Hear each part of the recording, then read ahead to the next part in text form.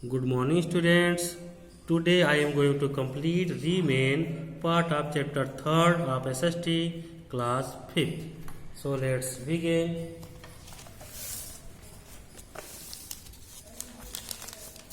Climatic zone means जलवायुवीय क्षेत्र means जो वह क्षेत्र जहाँ की अलग अलग जलवायु होती है. The earth is divided into 3 type of climatic zone. हमारी धरती क्लाइमेटिक जोन मतलब जलवायु के आधार पर 3 भागों में बांटी गई है. Based on distance from the equator, भूमध्य रेखा को आधार मान करके. ओके.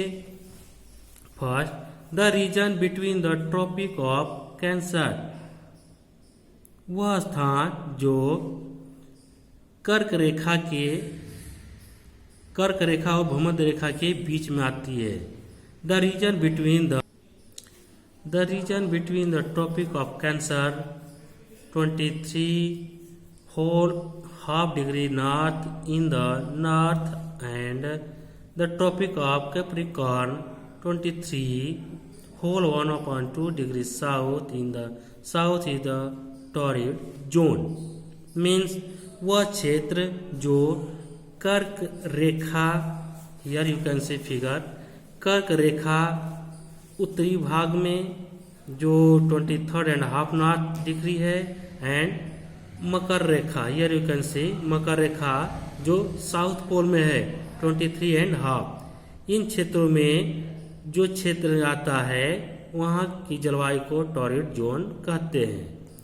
ऑल्सो नोन है टॉपिक, इसे उष्ण कटिबंधीय क्षेत्र भी कहते हैं. This zone is the closest to the equator and the sun is directly overhead at least once during the year in this zone. इस क्षेत्र में जो भूमध्य रेखा के पास में है, यहाँ सूर्य का प्रकाश सीधे पड़ता है और साल में एक बार, कम से कम एक बार सूर्य बिल्कुल सीध में होता है इस रेखा पर. The torrid zone form the hottest region of the world.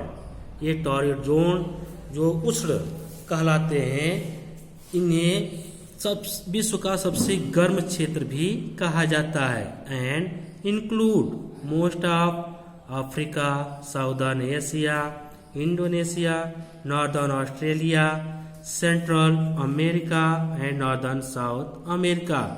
और इन क्षेत्रों में ये देश आते हैं: Africa, southern Asia, Indonesia, northern Australia means उत्तरी ऑस्ट्रेलिया, सेंट्रल अमेरिका मध्य अमेरिका जिसे कहते हैं, और नॉर्दर्न साउथ अमेरिका और उत्तरीय दक्षिणी अमेरिका भी आता है इस क्षेत्र में. नेक्स्ट देखते हैं, the region that lie between the Tropic of Cancer 23.1/2 degree north and the Arctic Circle 66.1/2 degree north and the Tropic of Capricorn 23.1/2 degree south and Arctic Circle 66.1/2 degree south are the temperate zone. Means वह क्षेत्र, here we can see in the figure, वह क्षेत्र जो 23.1/2 degree north कर्क रेखा से और Arctic रेखा के नीचे वाला भाग येलो जोन आप देख सकते हैं, और यहाँ साउथ पोल में मकर रेखा से अंटार्कटिक रेखा जो येलो जोन है, इसको हम टेम्परेट जोन कहते हैं. अर्थात इसको हम उष्णकटिबंधीय क्षेत्र कहते हैं. The sun is never directly overhead is this zone. इस क्षेत्रों में सूर्य कभी भी बिल्कुल सीधा नहीं पड़ता है. So the climate is mild, generally ranging from warm to cool। इसलिए यहाँ की जलवायु बिल्कुल कैसी होती है, सौम्य होती है, सुहावना होती है, प्रायः ranging from warm to cool, गर्म से ठंड की ओर होती है।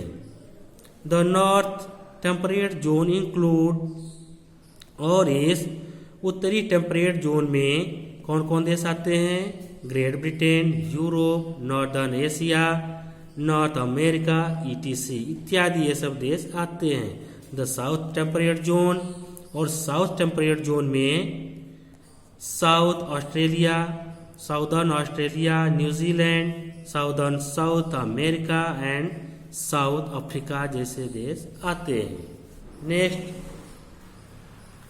The area to the north of the Arctic circle, वह क्षेत्र जो आर्कटिक सर्किल में आता है 66 whole 1/2 degree north and the south of the Antarctic Circle 66 1/2 degree south are covered with ice and snow. वह क्षेत्र, here you can see in the figure, वह क्षेत्र जो 66 1/2 degree north, here you can see North Pole and here you can see South Pole, ये क्षेत्र हमेशा बर्फ से ढके रहते हैं। Okay, this zone is called frigid zone. इस जोन को फ्रिजिड जोन कहते हैं, अर्थात ठंडा क्षेत्र कहते हैं। The frigid zone are polar region is the coldest part of the earth. Frigid zone में जो ध्रुवीय क्षेत्र हैं वह धरती का सबसे ठंड भाग होता है। The north frigid zone called the Arctic, जो नॉर्थ फ्रिजिड जोन है उसे आर्कटिक कहते हैं।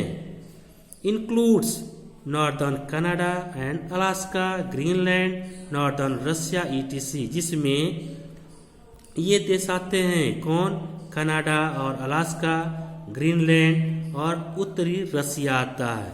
The south frigid zone called the Antarctic consist of the continent of Antarctica, और जो दक्षिणी फ्रिजिड जोन है वह अंटार्कटिक कहलाता है, जो अंटार्कटिका महाद्वीप के नाम से जाना जाता है। This area experience the midnight sun when the sun does not rise or rest for 24 hours। यह एरिया मध्यरात्रि का सन के नाम से जाना जाता है, जबकि इस क्षेत्र में सूर्य 24 आवर्स दिखाई नहीं देता है।